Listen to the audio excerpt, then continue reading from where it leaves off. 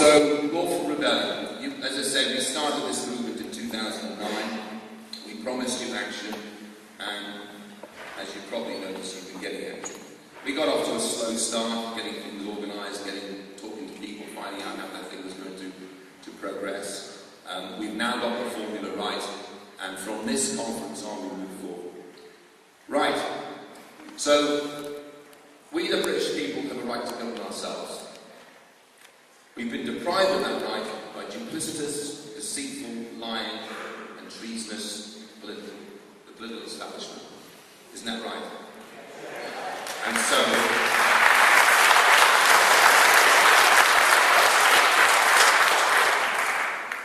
we are in lawful rebellion. And that is our right, in accordance with Magna Carta, 1250, section 61. As valid today as it was 800 years ago, but they are ignoring our laws.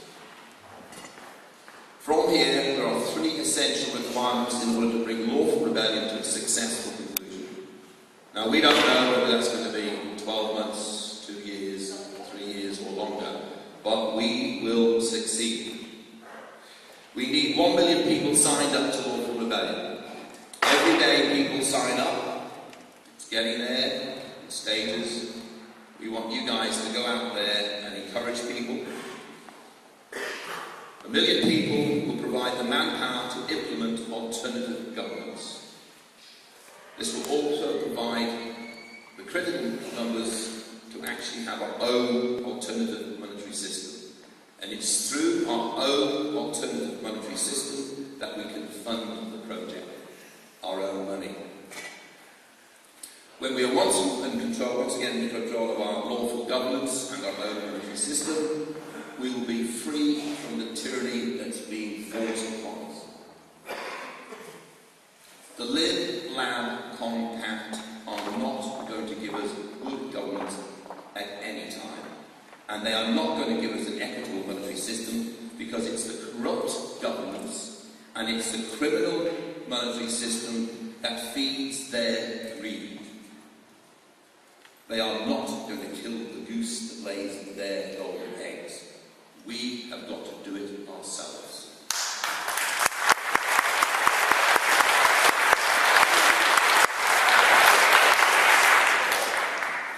So our project of lawful rebellion incorporates the establishment of our own system of governance.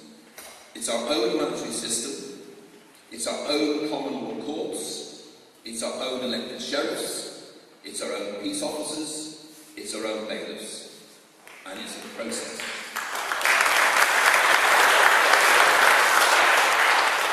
One million people actively engaged in an alternative system of governance will quickly attract the second million, and the next million after that.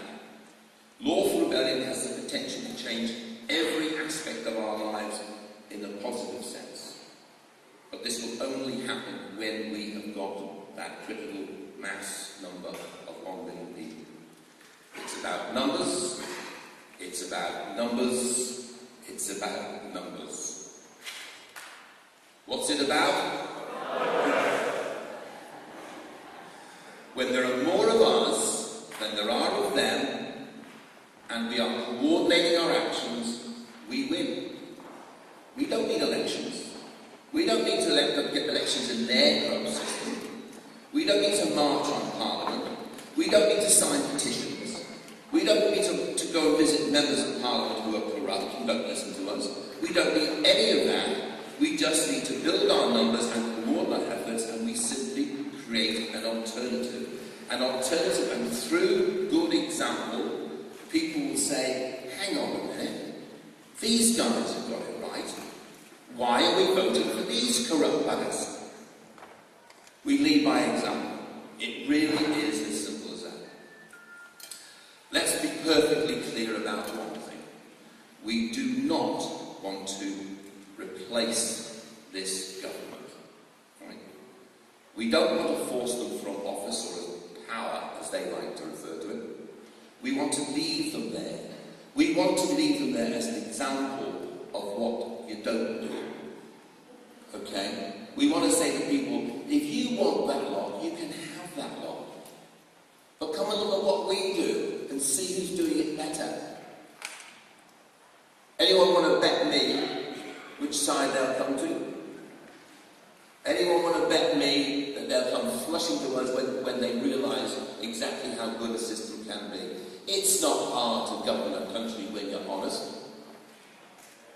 And the reason the system isn't working is because they're all corrupt.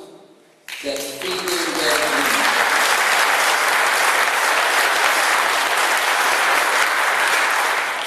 So it's our intention to lead by example and show how a country can and should be run. The lawful rebellion is not an action, it's a process. It starts by building the numbers and carrying out acts of defiance in an endeavour to draw attention to the problem, to wake people up. And boy, are they asleep. They're being fed a simple comfort factor. Nice car, nice house, go to work Monday to Friday. And they don't see the real picture. It's coming behind them like a bloody big train, and they don't see it. Our job is to keep reminding them what's going on. They might laugh at us now, but he who laughs loudest. But we won't be laughing, you know, that there are fellow citizens who are doing it for their benefit. Okay? On the 7th of March 2011, in the Birkenhead County Court, we arrested a judge for contempt of court and for treason.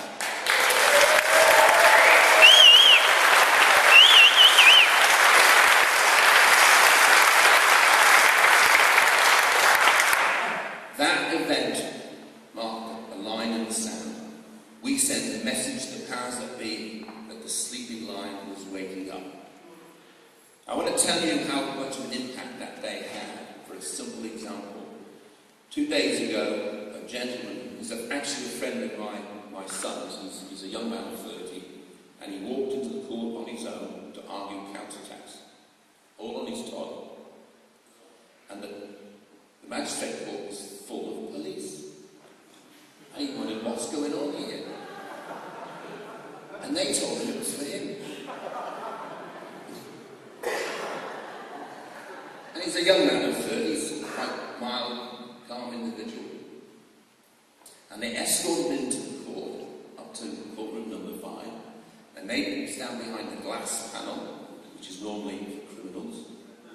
And the judge said, "Are you a member of Roger Hayes' group?"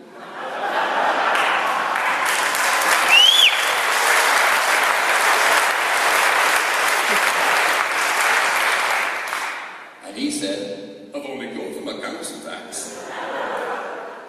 And of course the judge ignored him. This man was out of work and they're still trying to hit him for 700 quid. You know, they're rogues, aren't they?